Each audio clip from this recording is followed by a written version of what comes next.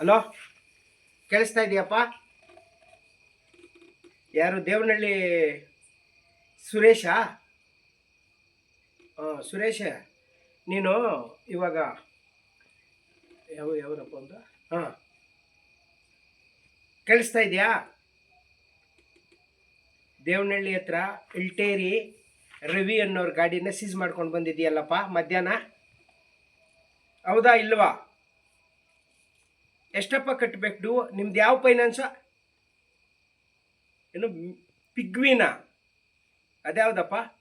ಸರಿ, ಎಷ್ಟಪ್ಪ ಕಟ್ಟಬೇಕಾತ್ನೋ ಗಾಡಿದು? ಲೋನ್ ತಗೊಂಡಿದ್ದೆಷ್ಟು? 32,500. 5,000 ರೂಪಾಯಿ ಬಡ್ಡಿ ಇರಲಿ.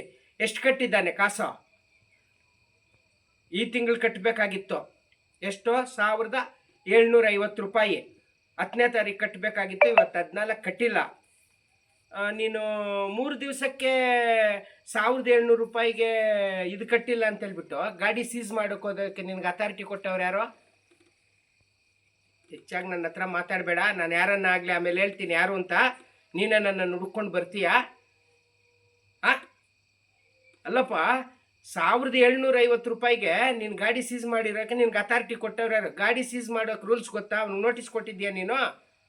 ಅಲ್ಲಯ್ಯ, 37,000 ರೂಪಾಯಿನಲ್ಲಿ 36,000 ರೂಪಾಯಿ ಕಟ್ಟಿರೋ ನೀನು 1,750 ರೂಪಾಯಿ ಕಟ್ಟಲ್ವ ಅವ್ನು ನಿನಗೆ? ಅವ್ರ ತಂಗಿ ಏನು ಆಸ್ಪತ್ರೆ ಇದ್ದಾರೆ ಅಂತ ಹೇಳ್ಬಿಟ್ಟು ಆಸ್ಪತ್ರೆಯಿಂದ ಗಾಡಿನ ಸೀಸ್ ಮಾಡ್ಕೊಂಡು ಹೋಗಿದ್ದೀಯಾ? ನೋಡು, ನಿನ್ನ ಗಾಡಿ ಇದೆಯಾ ಇವಾಗ ನಿನ್ನ ಹತ್ರ?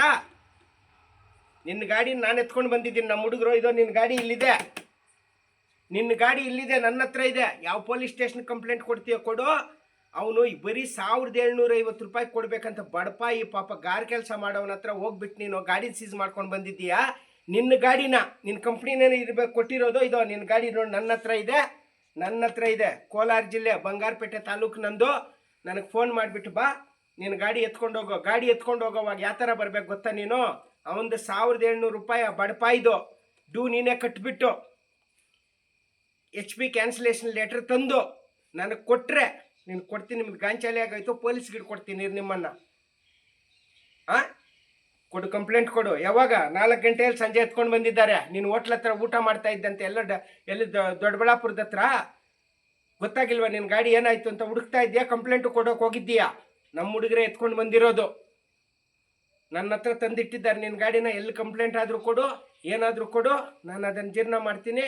ಅಲ್ಲ, 37,000 ರೂಪಾಯಿನಲ್ಲಿ ಮುಕ್ಕಾಲು ಕೊಟ್ಟಿರೋನ್ನ 1,700 ರೂಪಾಯಿ, ಅದು 10ನೇ ತಾರೀಕು ಕಟ್ಟಿಲ್ಲ ಅಂತಿಲ್ಲ, 14ನೇ ತಾರೀಕು ಇದೆಯಾ? ನೀನು ಮನುಷ್ಯನೇನಯ್ಯ? ನೀವೆಲ್ಲ ಸೋಮಾರಿಗಳು, ಹಗಲು ಕುಡುಕರು. ಅದ್ನಲ್ಲಿ ಸೀಸರ್ ಇದ್ದಾರೆ ನೋಡು. ನೀವು ನಿಮ್ಮನ್ನು ಬೆಂಡೆತ್ತಾಕ್ಬೇಕಯ್ಯ, ದುಡಿದು ತಿನ್ರಯ್ಯ. ಯಾಕಯ್ಯ ಬಡವ್ರ ಗಾಡಿಗಳು ಈ ಥರ ಎತ್ಕೊಂಡು ಬರ್ತೀರ? ಬಾ, ಬರ್ಕೋ. ನನ್ನ ಫೋನ್ ನಂಬರ್ ಇದೆ. ಬಾ, ಬೆಳಗ್ಗೆ ಬಾ. ಈಗ 4 ಗಂಟೆಗೆ ಎತ್ಕೊಂಡು ಹೋಗಿದ್ದಾರೆ. ನನ್ನ ಮನೆ ಹತ್ರ ಇಟ್ಕೊಂಡಿರ್ತೀನಿ. ನೀನು ಬಾ, ನನ್ನ ಹತ್ರ ಬಾ. ನಾನು ಬರಲ್ಲ. ಅವ್ನ ಗಾಡಿ ಎತ್ಕೊಂಡು ನೀನು ಬಂದರೆ ನಿನ್ನ ಗಾಡಿ ಸಿಗ್ತದೆ. ಇಲ್ಲಾಂದರೆ ಅವನು ಓಡಿಸ್ತಾ ಇರ್ತಾನೆ ಈ ಗಾಡಿನ. ನಾನು ನಿನ್ನ ಗಾಡಿನ ಸೀಸಿಂಗ್ ಮಾಡ್ಕೊಂಡು ತಗೊಂಡು ಬಂದಿಲ್ಲ, ಧೈರ್ಯವಾಗಿ ಎತ್ಕೊಂಡು ಬಂದಿದ್ದಾರೆ ನಮ್ಮ ಕರ್ನಾಟಕ ಸಿಂಹಗರ್ಜನ ವೇದಿಕೆ ಸಿಂಹಗಳು ಈ ಗಾಡಿನ. ಇಲ್ಲಿಂದ ಪ್ರಾರಂಭ ನಿಮ್ಮ ಸೀಸರ್ಗಳು. 3ನೇ ಗತಿ. ಇಡೆಯ ಫೋನ್. ರಾತ್ರಿ ಆಗಿದೆ 9:30. ಗಾಡಿ ಬೇಕಾಗಿದ್ರೆ ಬಾ, ನಾಳೆ ಬಾ. ನಾನು ಹೇಳಿದ್ದೆಲ್ಲ ಎತ್ಕೊಂಡು ಬಾ. ನೋಡಿ, ದಯವಿಟ್ಟು ಈ ಥರ ಸೀಸರ್ಗಳು ಕರ್ನಾಟಕದಲ್ಲಿ ಅತಿರೇಕ ಮಾಡ್ತಾ ಇದ್ದಾರೆ. ಒಂದು ಡ್ಯೂ, ಅರ್ಧ ಡ್ಯೂ ಕಟ್ಟಿಲ್ಲ ಅಂದರೆ ಈ ಹಗಲು ಕುಡುಕರು, ಈ ಸೋಮಾರಿಗಳು ಕಂಪ್ನಿಯಲ್ಲಿ ಏನು ಹೆಸರು ಪಡ್ಕೋಬೇಕು ಅಂತ ಹೇಳ್ಬಿಟ್ಟು ಈ ಬಡಪಾಯಿ ಗಾಡಿ ಎತ್ಕೊಂಡು ಅಲ್ಲಿ ಇಟ್ಕೊಂಡ್ರು.